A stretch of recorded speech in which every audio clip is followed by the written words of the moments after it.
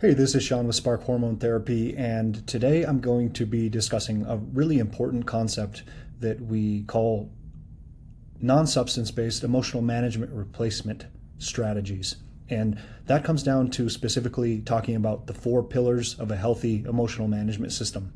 And so, why is this so important? Well, because when somebody has used food, otherwise known as substance, to deal either with negative or positive emotion, it's really important that we have a way to deal with this, or at least wrestle with these concepts. Now, I'm never telling somebody that they have these specific issues or that they have a problem. All I am trying to do is bring attention and just present information and a new idea to someone to see if this is something that they relate to. So really, for example, if anybody ever uses food to deal, like what they say, oh, I eat when I'm bored, I eat when I'm stressed, then that can be something that is a negative emotion. Those are all varieties of negative emotion: stress, boredom, anxiety, sadness, depression.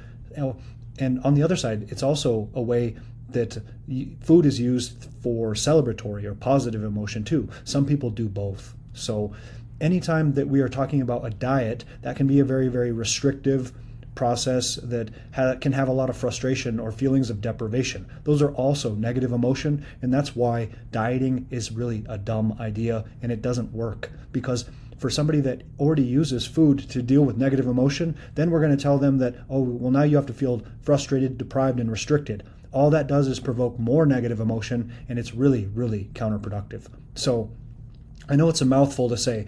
Everything in our program is about trying to find non-substance-based emotional management replacements.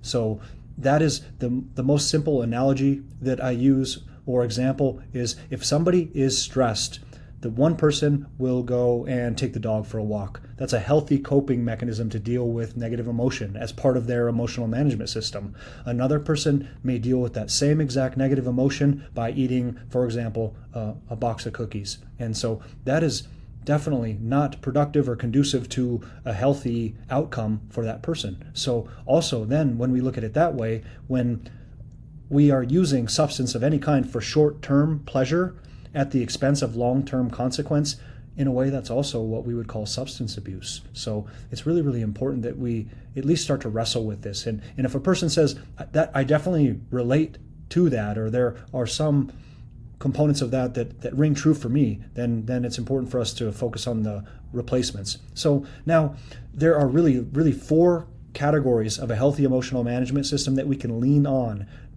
for those replacement strategies. Now, the first one is going to be physical activity. So that's exercise or anything like that in that category. The second one, you are going to have your creative outlets. So everything, including hobbies and things like that, fall under there. Reading, knitting, sports of any kind. I don't mean watching sports on TV, but creative outlets to express your creativity that way.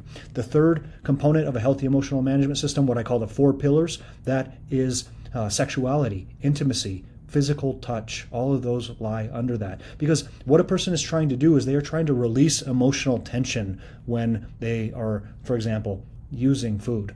Well, these are things that can also release emotional tension. Now, the fourth category of that is spirituality. Spirituality meaning God, higher power, any spiritual practice that you can lean on, prayer, affirmations. Now, there is a fifth component for almost what we would call instant gratification, or that emotional tension release that we can lean on, and that is called a bridge. So the bridge is a calorie-free beverage of any kind, calorie-free or low-calorie beverage, because what we can do anytime we're starting to feel a little bit compulsive, like we need something, I said, I need this, I need that, I'm hungry. Well, we can use the bridge to lean on and say, use a soda water or a coffee, and then what we do is we use that to get that mind-cleansing moment that when we take that beverage. I got that from Dr. Rob Sywes, who is the carb addiction doc. So I didn't make that up, and he calls it a mind cleansing moment. But that can be very, very beneficial. So think of that. We have our four pillars, and then on the pinnacle or the steeple of that structure, we have the bridge. So we use that for the instant gratification component, and then what we can do is we can always say, is this real? And then you sit with it and see. If the hunger passes, for example, then you know that you've utilized some non-substance-based replacement strategies that can be very helpful. So that's a quick summary on the four pillars. Thank you.